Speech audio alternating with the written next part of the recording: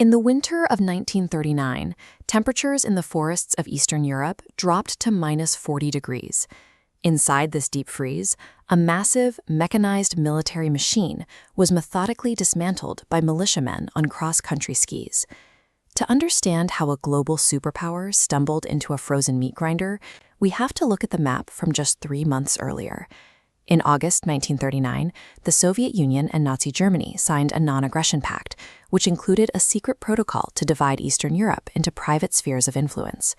With Poland conquered and the West occupied by Hitler, Joseph Stalin looked toward Finland. The border sat 32 kilometers from Leningrad, and Stalin feared the region could become a springboard for capitalist powers. He demanded Finnish territory to create a security buffer, but Helsinki refused. This visualization shows the math Finland faced when the Soviets invaded on November 30th. The Red Army deployed 425,000 troops, 2,500 tanks, and over 2,000 aircraft. Finland met them with a small mobilized force, 500 guns, and only 30 tanks. Moscow expected the campaign to match the speed of the invasion of Poland. Red Army commissars believed Finnish workers would greet them as liberators, and planners intended to finish the war in time for Stalin's birthday on December 21st. But the Finnish commander, Karl Mannerheim, knew that a conventional, open-field war against Soviet armor meant certain defeat. Instead, he anchored his defense to the sub-zero landscape, utilizing pre-planned positions embedded into the forests and swamps.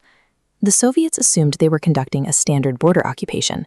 They did not realize they were marching their heavy armor into a landscape where every swamp and stream had been converted into a tactical trap. The Mannerheim Line functioned as a series of defensive clusters integrated into the Karelian Isthmus.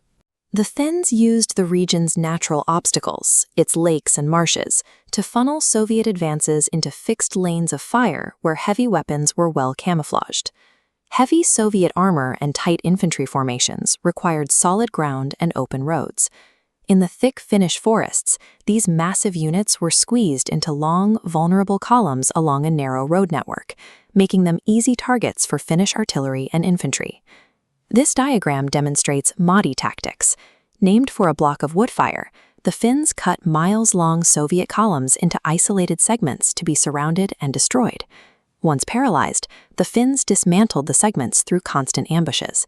Without a supply line, Soviet troops quickly ran out of food and fuel. The Finns allowed hunger and the -40-degree temperatures to weaken the pockets before finishing them off.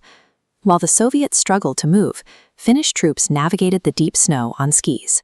Clad in white winter camouflage, they moved silently through the tree line, striking Soviet encampments from unpredictable angles and vanishing before the Red Army could respond.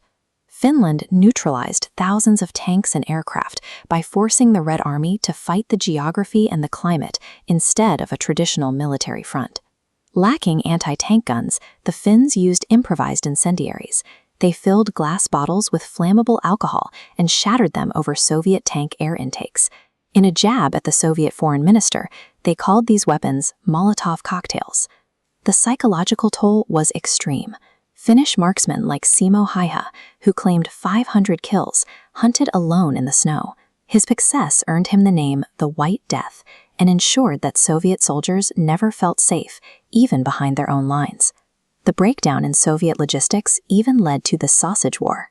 In December, a starving Soviet battalion overran a Finnish field kitchen and stopped their advance to eat hot sausage stew.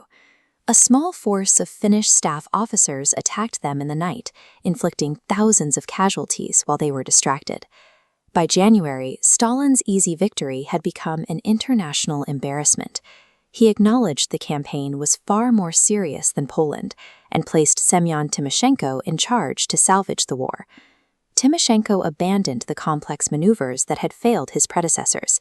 He retrained his forces for combined arms operations and simplified the strategy to a brutal objective: smash the Finnish lines with sheer mass, firing 300,000 artillery shells in a single day at the Viipuri Gateway. The Red Army finally broke the Mannerheim Line, not through tactical brilliance, but by amassing 600,000 troops to grind the exhausted Finnish defenders into the earth through overwhelming destruction. Out of ammunition and facing a collapse, Finland sued for peace. On March 12, 1940, they signed the Treaty of Moscow. The Winter War ended with Finland ceding 10% of its territory, including most of the southeast and the strategic Hanko Peninsula. The human cost was immediate. Rather than live under Soviet occupation, 420,000 Finns packed their lives onto sleds and fled the annexed regions, leaving behind a legacy of national trauma and bitterness. However, Finland maintained its independence. They had inflicted 126,000 deaths on the Red Army and destroyed nearly 600 Soviet planes. By forcing a global superpower to a stalemate for months, they secured a national survival that few expected in November. The international community watched this struggle with intense interest. The League of Nations expelled the Soviet Union, and Britain and France began discussing military intervention, viewing the Red Army as a weak ally of Nazi Germany. In Berlin, Adolf Hitler studied the Soviet performance and reached a definitive conclusion. He saw the Red Army's inability to defeat a small neighbor as proof that Stalin's Great Terror, the execution of his own officer corps, had fatally weakened the Soviet military. Stalin secured his buffer zone, but at a catastrophic price. By failing to achieve a quick victory, the Soviet Union appeared unprepared for modern war. This perception gave Hitler the confidence he needed to finalize the plans for the invasion of the USSR just 1 year later.